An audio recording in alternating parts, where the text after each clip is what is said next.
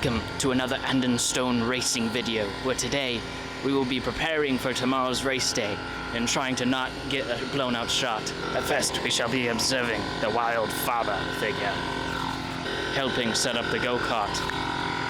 We shall be putting on a new motor to try and break it in for tomorrow's race.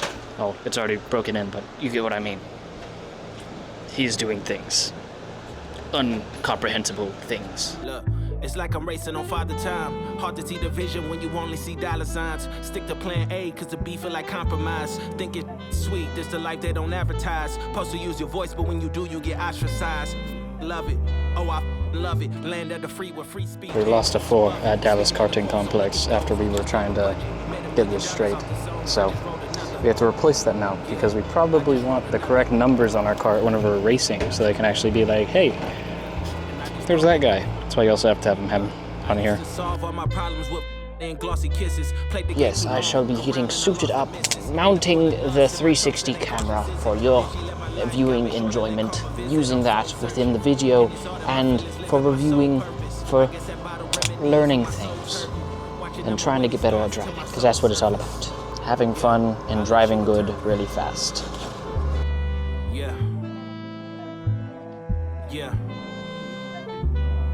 Yeah. Look, I seen turn they back on rap. You can't try now. Used to pray my friends would give support, but I'm fine now. Okay. I don't really say too much, but the grind's down. Truth is all right, I think he's ready. One of these days. We run in session now. For this episode, I'll spare you guys the extra time of practice day because it's really just us figuring things out, and yeah, I might start doing separate practice days episode. I'm still trying to figure out the content style and design I want to go for this stuff. Just keep in mind that I am new to this style of content on YouTube. Again, this is my first year racing, and then now I'm just now starting to try and do vlogs alongside of it, so we'll see how that goes. I'm liking it so far, but yeah, on to the actual topic at hand here. In the most previously uploaded video, which is selling the go-kart, which if you haven't watched, go watch it here, I had mentioned that this go-kart that I'm driving now is bent. Well, not anymore as of this video, because we had just got it bent back in shape, which also means that we had to, test drive it on the track, make sure that it is actually straight and driving correctly to make any more further corrections. Well, we took it on the test drive at the track at Dallas Karting Complex, and one of the numbers came flying off, so that's why we had to get another number on there, and that's what I was talking about earlier. But luckily, that was everything that needed to be done, so we lost the number, but we got our go-kart straight. I'd say that's a pretty fair trade, and we actually found later in this session that we gained a full second based off of just not having the friction that we had because of the bent cart. We were able to roll speed a lot quicker and keep up with the correct pace now. So because of that, now we're at the point where we can just focus on driving and driving correctly, where we can learn properly and not have to worry about a cart that's gonna drive you off the track if you let go of the wheel for half a second on a straight. So those are the overall improvements that we made from the time of the last video to now, and the updates that I have for you guys on this session. So let's go on to that next session. All right, y'all. We're getting faster. I can feel it. I guess only thing is right now we're not on the right tire pressure. We just gotta get that in check. But the only reason why is because we were testing those engines, like I said before. And we're gonna keep practicing on that, and then just do some more sessions as the day goes on. Because we want to do some night laps as well, because the races, they're gonna be during the nighttime or like darker times. I think the estimated time for the main event stuff is like from 6 o'clock to 11 o'clock at night. So it's going to be a little bit darker. We'll update as we go. Okay, so plot twist. Oh, I'm really blown out. Yeah, you can see it. Here. There's a lot of shavings in there. So the plot twist is that the motor that was just on here, the Lawson, had metal shavings in the oil whenever we took it off for the break-in stuff. So now we're going to swap over to the old R2, and since we know it already works, we're just gonna slap it on there. I was insecure when I met you, take me to different levels, but couldn't walk away, start dancing up with the devil. Try my game good, but never did get a medal. Digging up the past, I'm treacherous with the shovel, treacherous with my ways, treacherous with my thoughts. Trying to maintain, but often it throw me off. When times get hard, be needing you to be soft. Let's get it on, don't need you to piss me off. I need love, love. So what's up, love? It's this offering I bring still enough love? Is these thoughts that I think good enough love? So let's kiss, then we fight, then we love, yeah. I fall apart when you're too far. I need you here, I need you close. I fall apart when you're too far. I need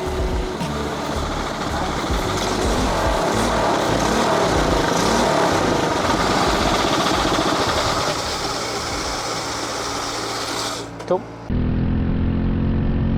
For this session, we now have the R2 motor taken off the Lawson because at the time we didn't know whether the metal shavings was normal or not, which we did later get a response, as it said on the caption, saying that it was normal for the first few runs, so it's nothing out of the ordinary.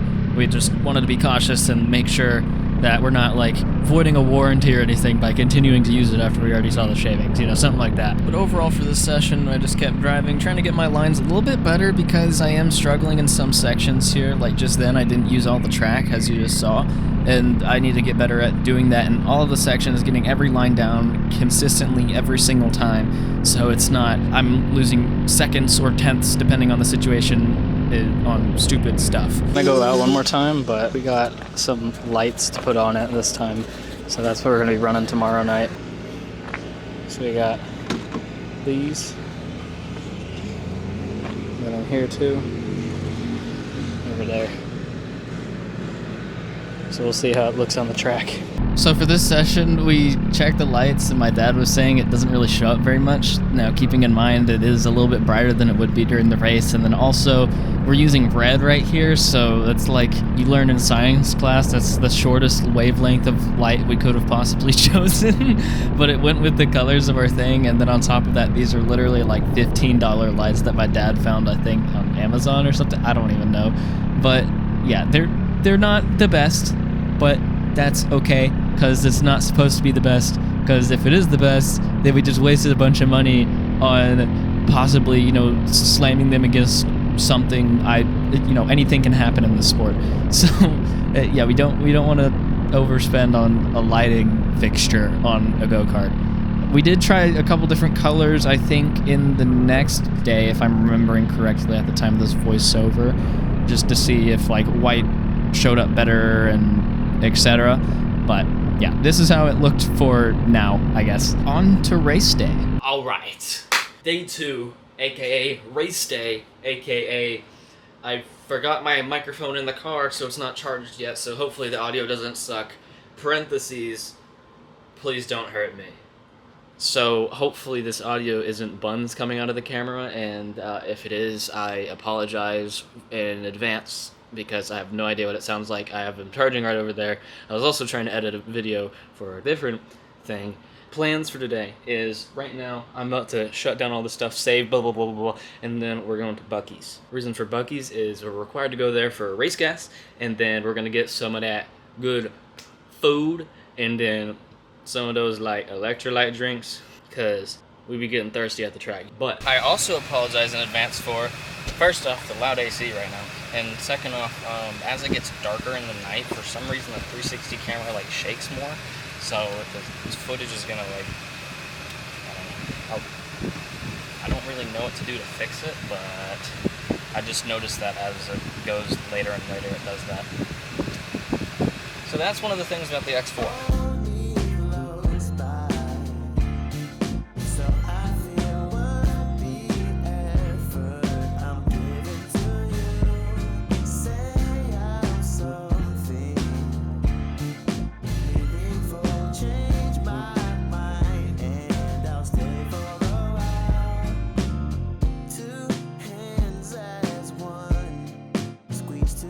We forgot our sandwiches at the house, so that's why we're having to do all this right now.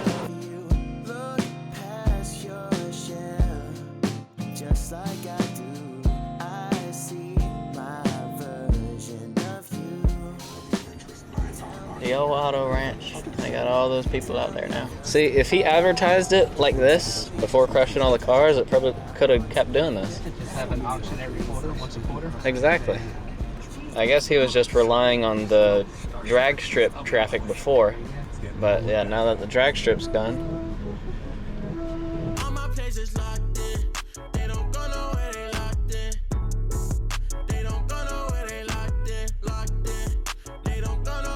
Well, as it seems in most days here, the gauge for the weather is how sweaty my face is. Oh my gosh. It's a little toasty, but it's Texas. What do you expect? It says it's currently 90 degrees Fahrenheit. I'll put like a Celsius or whatever on the screen for others. High is 91, and it'll stay that way until about 7 o'clock p.m. The feels like is 94 because the wind is only going like 6 miles an hour and the humidity is at like 58%. So it's making it feel a lot warmer than it really is. So I guess what that just means is lots of water today. And for me, reapply the sunscreen a lot because I burn easy. But kid karts are about to go out and we're about to see some action out there. I can't find my microphone, so camera, audio right now. But we're gonna go into practice 1 and we're gonna see how it goes. And it's gonna be great, it's gonna be awesome, it's gonna be in 3, 2, 1. So as I was saying, it's practice 1, so there's not a whole lot to show. It's just us getting warmed up for the day, feeling how the track feels. And the overall finish in a solid P8. That was sarcasm. Yeah, we finished P8, and that was with a 44.8. This is not positions, this is time. And the P1 finisher set at 43.9. So there's definitely some room for improvement. Post-practice 1, we did change some things before going out there, and those weren't the right things to change. So we're gonna go ahead and change some other settings and then go back out there, and then hopefully it'll feel better. Cheryl, I have to be vague on this stuff, I'm sorry. And yeah, as I'm saying there, I do kind of have to be a little vague on this type of stuff because it's all part of the competition. It's finding what setup works for you, what settings work for you, and then getting those to play for you in the competition. And then if you go off and just share every little detail about what you do, then that's going to help the competition and hurt you subsequently. Subsequently. There we go. But aside from that, with my brain getting absolutely deep fried or whatever just happened there, we're now in practice 2, aka happy hour, and we did find some improvement here, but so did literally everybody else, which they improved a lot more than we did because we're basically back to square one, trying to figure out, okay, what does it feel like now, and where can we elevate from it. But overall, we finished in P10, time-wise, which this sets us up for qualifying and where we would start with that. So it's just kind of like, I don't know, annoying for now. But as the day goes on, we'll tune our setup accordingly to how the track is feeling because the track changes all the time and go from there, basically. Skipping ahead to qualifying, we're now just trying to set our best lap time as quick as possible.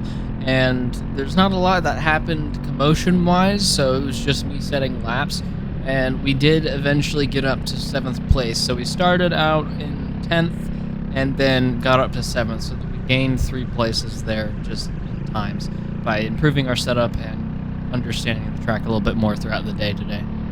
Got up to 6th place now. We held 5th. I've gotten a delivery of trackside popsicles. Yummy. That's where we're at right now. In a better position than most times because most of the time we do good in the qualifying, or not qualifying. We do good in the practices and then the pre-practice for before qualifying, and then we drop off in qualifying, and then the rest of our races run. Starting to go the other way. So let's take advantage of that. Yeah, this guy has a history of speaking bad things into his existence. So he's been stopping that today. You know, he'll be like, this is about to happen. And then it happens. And then he used to like blame me for it until one time we went to a rental track with my little sister. And then he was like, oh no, she's gonna flip the cart today. She flipped the cart that day.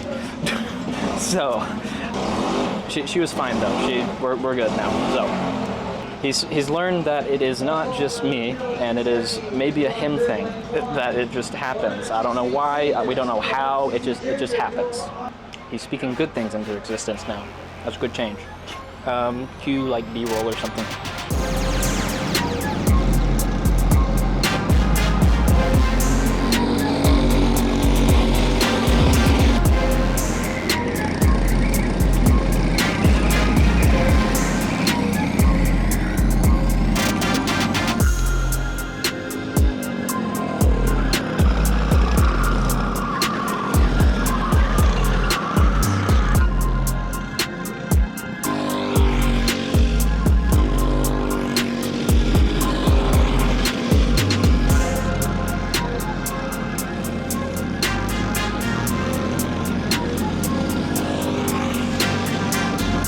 pre-final. This is a little bit crazy in some spots, so we'll stay tuned for that. This is also where the thumbnail in this takes place, so stay tuned for that as well. We're currently just gridding up right now, so I'll go ahead and skip ahead. And here we are down the straight. We're getting ready to go on green, and you may or may not be able to see here, but the entire right side has jumped the start. Green flag only just got waved as soon as I basically crossed the line, but they're 2 kart lengths ahead of everyone. P1 gets caught up in some congestion here, gets built up, and now we have a giant jump from the man ahead of me, number 689, gets into some conflict there. I'm flipping out. That's why that little hand wave was going, because I'm like, what the crap just happened? But we will go ahead and talk about more of that after this session here, so stay tuned for that, whenever I'm doing the intermission stage there. But within this pre-final here, we did start 7th place, and we actually did maintain that same position even after all of that wreckage and whatever went on there. So we're going to try and take some maneuvers to maybe climb up the rank a little bit more than where we started, because I would prefer to do that before the final, so then we actually have more of a ground on people in case something else like that happens. But as I'm trying to keep this as a form of highlight reel for the weekend, I'll go ahead and skip ahead to when something actually does happen, because I was stuck behind it for quite a bit. On the final main straight, we see the 2-to-go flags flying, so I take my chances in turn 1 here, putting myself in the inside line because the door was open. I had the acceleration, and it is cemented here with the person behind is trying to make a dive bomb happen. He made it happen, but now they will be battling while I am in clean air. So this means I'll be starting the final in 6th place rather than the 7th that I was in for all of this race, and I successfully fend them off for the rest of this race here. So I'll go ahead and skip ahead to the end.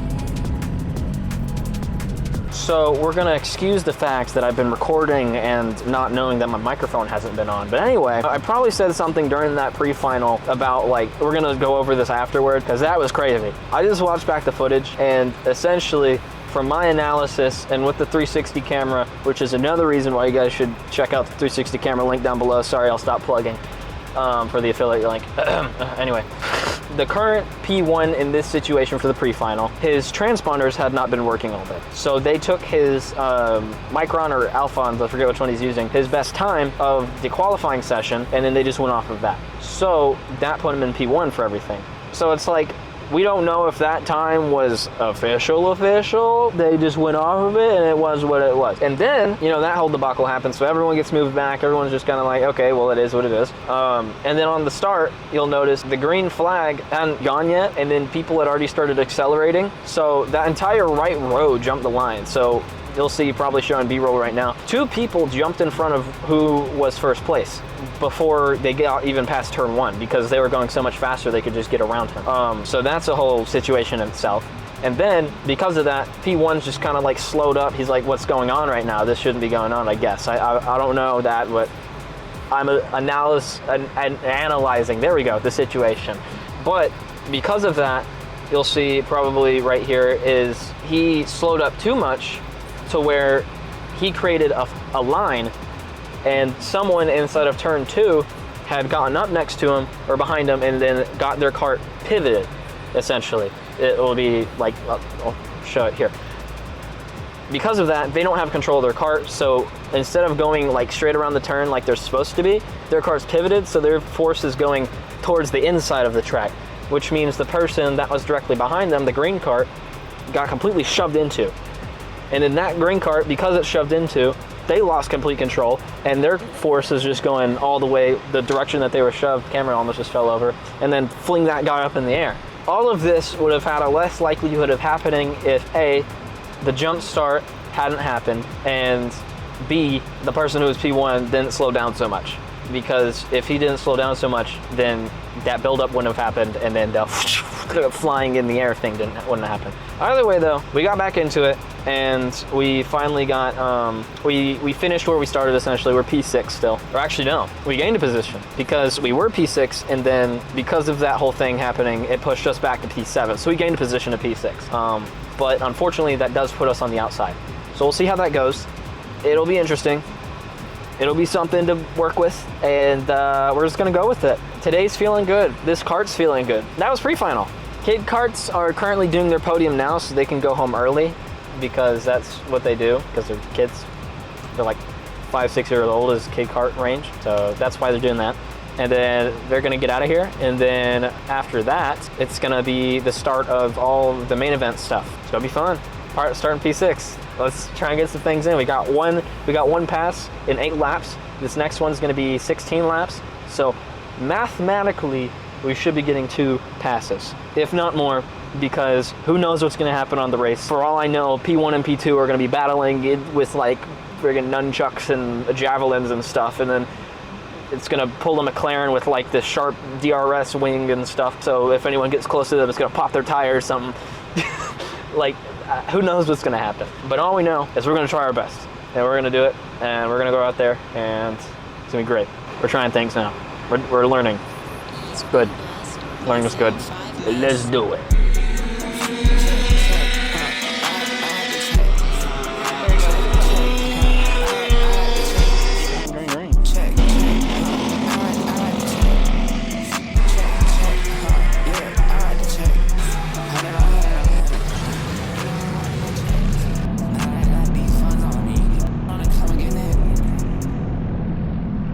Welcome to the final, where this is the vlog version, but if you want to see the full in-depth, full footage final, then go ahead and check out the separate video for that.